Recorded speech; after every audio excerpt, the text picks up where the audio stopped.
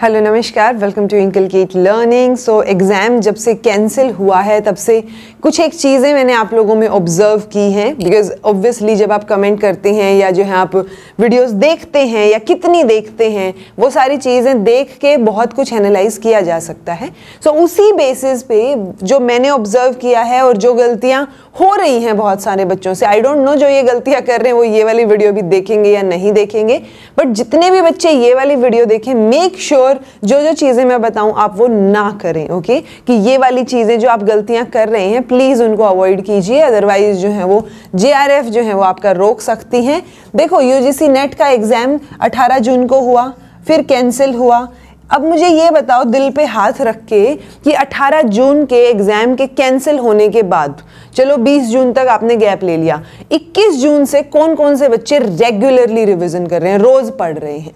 ठीक है, उसमें बहुत कम जो है वो संख्या आपको देखने को मिलेगी। बिकॉज आप क्या करेंगे, जब 21 अगस्त आपका हो गया है ना एग्जाम, तो अब आप 1 अगस्त को थोड़ा सा होश में आएंगे और फिर आप बोलेंगे कि यार अब क्या करूं, वापस से कहां से शुरू करूं। ओके सो वो वापस से शुरू करना आता है ना, बोलेंगे मैम 20 दिन की स्ट्रैटेजी दे दो, अब क्या करें। सो वो सारी चीजें ना बहुत हेक्टिक हो जाती हैं। तो सबसे बड़ी गलती जो अभी मोस्टली बच्चे कर रहे हैं, जो मुझे दिख रहा है, वो है नो रेगुलर रिविजन्स।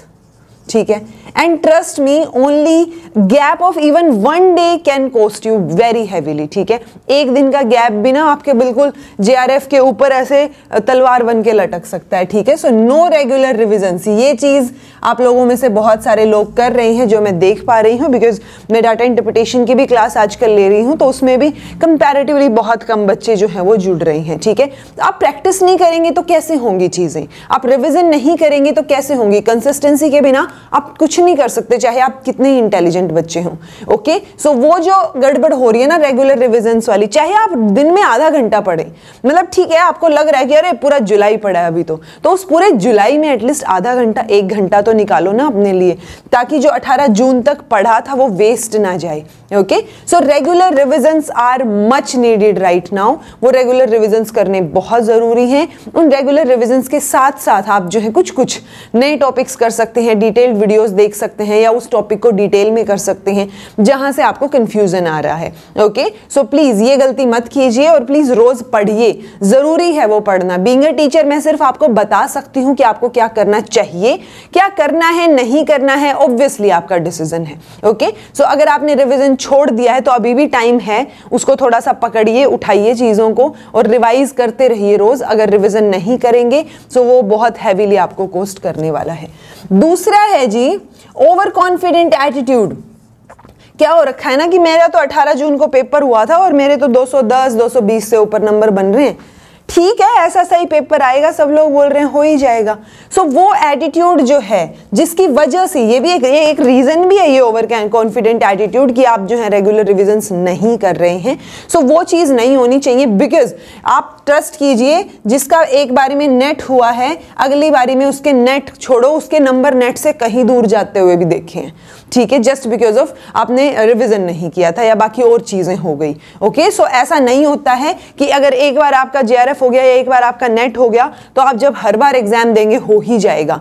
नहीं, हर बार आपको थोड़ा बहुत तो पढ़ना पड़ेगा ना। जैसे मैं कई बार बोलती हूँ कि हाँ हर बार मेरे अच्छे मार्क्स आ जाते हैं, वो इसलिए आते हैं, मैं ऑब्वियसली मैं ऐसे बैठ के रिविजन करके नहीं जाती, लेकिन मैं आप लोगों को तो पढ़ाती हूँ ना, उस चक्कर में कुछ तो कनेक्टेड, कुछ तो दिमाग में चीजें रहती हैं ना। सो उस वजह से वो चीजें होती हैं। अगर आपने छोड़ दिया तो आप जो है चीजों को भूलना शुरू कर देंगे।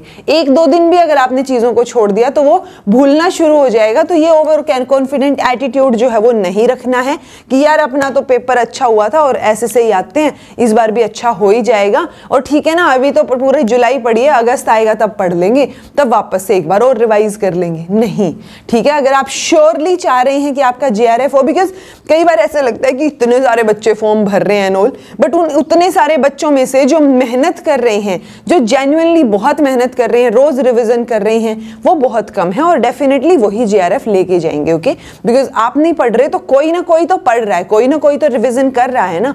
सो now it's up to you कि आपको पढ़ना है नहीं पढ़ना है, आपको रिवाइज करना है या ओवर कॉन्फिडेंस में रहना है। ठीक है, तीसरी चीज ये हो रही है कि मैडम लैक ऑफ मोटिवेशन आ रहा है, समझ नहीं आ रहा कि क्या करें, कहाँ से शुरू करें, ठीक है। अब वापस से कैंसिल हो गया था, क्या वापस से पोस्टपोन होगा, तो वो जो बेफालतू के क्वेश्चंस दिमाग में आते हैं वो आपको जो है वो कम करने हैं, क्योंकि उसी की वजह से आप जो है मोटिवेशन कम हो जाता है। आपका मोटिवेशन ये नहीं होना चाहिए कि आपको सिर्फ ये एग्जाम क्लियर करना है, आपका मोटिवेशन आपके टारगेट पे होना चाहिए कि यार असिस्टेंट प्रोफेसर बनना है और उसके बाद भी और बेटर चीजें करनी है। ओके, सो वो चीज, इनफैक्ट एक चीज जो है वो मैंने शाहरुख खान से सुनी थी, अमित सुनता रहता है, उसने बताई थी कि शाहरुख खान ने बोला कि मैं शाहरुख खान इसलिए हूं क्योंकि एक तो होता है कि एक इंसान मेहनत कर रहा है किसी पर्टिकुलर चीज के लिए, ठीक है। मान लो मैं असिस्टेंट प्रोफेसर बनने के लिए मेहनत कर रही हूं, ओके। जैसे ही मैं असिस्टेंट प्रोफेसर बनी, मेरी वो मेहनत जो है वो वहां से एक ऑप्शन है कि कम हो गई, और दूसरा ऑप्शन है कि मैंने वहां पर भी उतनी ही मेहनत आगे भी जारी रखी, ठीक है। सो इट्स लाइक सक्सेसफुल होने के बाद, क्योंकि सक्सेसफुल होने तक तो सब मेहनत करते हैं, सक्सेसफुल होने के बाद भी आप कितनी मेहनत करते हो वो बहुत मैटर करता है। सो शाहरुख खान ने बोला था कि उसके बाद जो मैं हार्डवर्क करता हूं ना, मुझे पता है वो और कोई नहीं कर सकता, राइट। सो वो चीज आपको लेके आनी है कि आपको ये टारगेट नहीं रखना है कि सिर्फ JRF हो, JRF के बाद और भी बहुत सारी चीजें हैं। सो वो मेहनत तो जारी रहनी चाहिए ना। सो एक एग्जाम कैंसिल होने से आपकी मेहनत रुकनी तो नहीं चाहिए ना।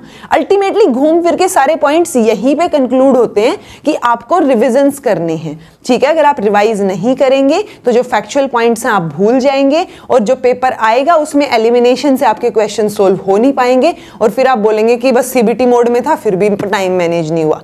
सो वो टाइम मैनेजमेंट वाले फिर रीजंस आ जाते हैं, बिकॉज आपने वो चीजें सीखी ही नहीं। आप वही, इट्स लाइक आप सेम मिस्टेक बार बार कर रहे हो, ठीक है, कि आप जो है रिवाइज नहीं कर रहे हो। आपको पता है रिवीजन करना है, सबको पता है, आप पोस्ट ग्रेजुएट स्टूडेंट्स हो, आपको ऑलरेडी पता है क्या करना है, ठीक है। मेरी बताने की जरूरत नहीं है, बट मैं रिमाइंड करवा रही हूं कि अगर आप ये गलतियां कर रहे हो तो इनको रोक दो, अदरवाइज फिर ऐसा सही मुंह बन के रह जाएगा और चीजें गड़बड़ा जाएंगी, और फिर पछतावे के अलावा कुछ बचेगा नहीं कि यार 1 नंबर से रह गया, 2 नंबर से रह गया।